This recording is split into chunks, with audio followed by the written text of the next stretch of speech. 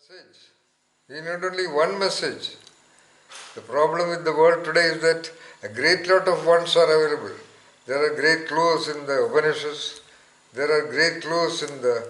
There are 108 Upanishads. One Upanishad is quite enough. One statement of Jesus is quite enough. One statement of Krishna is quite enough.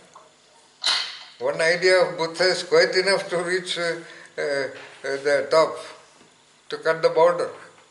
But there are so many ones available.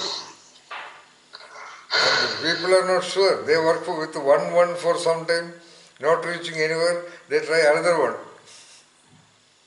Which philosopher to follow, which guru to follow. So many gurus, so many methods. So they try pranayama for some time, they try something else for some time, they follow Ramana Maharshi for some time, they follow J. Krishnamurti for some time, they follow Sai Baba for some time. They are not sure. They are all the victims of speed trap. They are all sitting in the classrooms. So you have to arrive at only one logic. You should have the creative analytical sharpness of sword to cut down and slice out. This is the one principle that will work for me.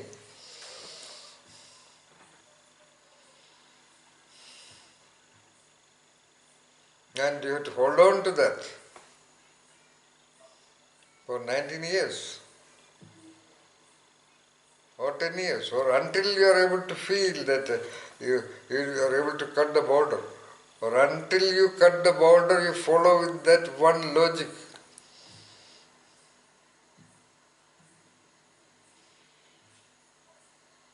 Don't change.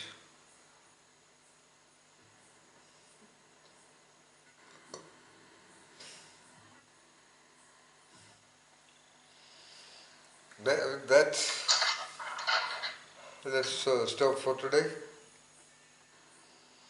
Find out that one logic. It could be from anywhere. It could be from a piece of poem. At this moment I am forced to tell you the story of one of the most original structural engineers in the history of all engineering, all structural engineering. His name is Buckminster Fuller. He has not been to schools. Even now a lot of people are analyzing his structures.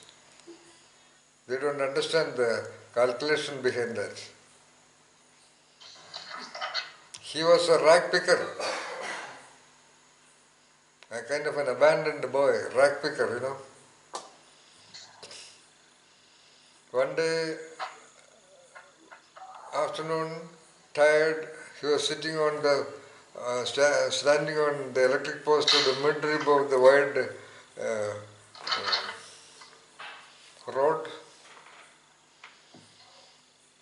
You know the American roads, somewhere in California, wherever.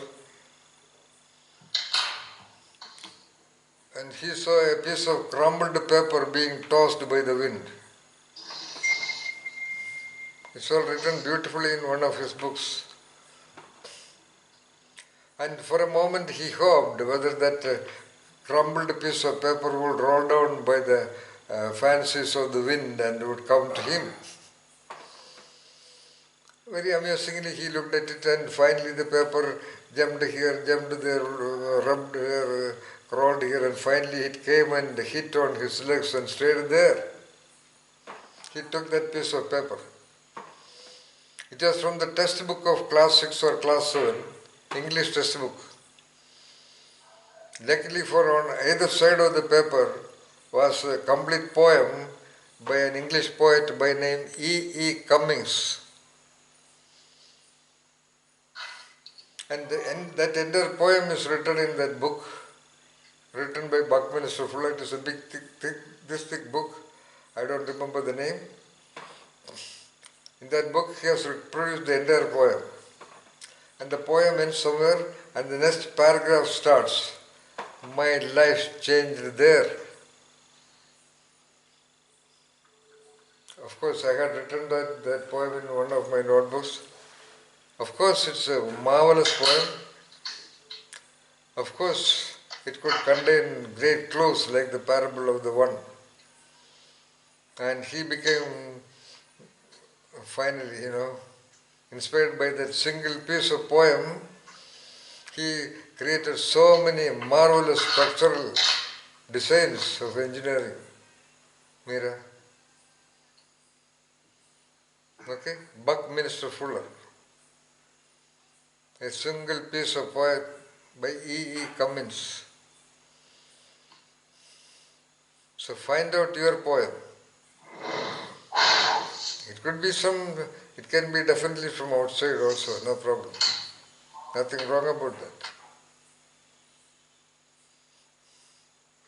Find out that single line of the poem.